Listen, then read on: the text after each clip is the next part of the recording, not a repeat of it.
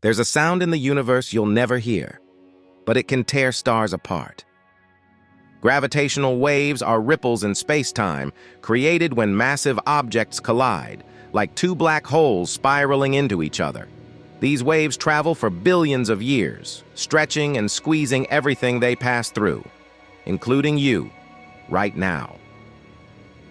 But the effect is so tiny, we needed lasers 4 kilometers long to detect a distortion smaller than a proton.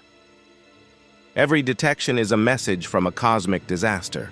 A star dying, a black hole forming, a galaxy shaking.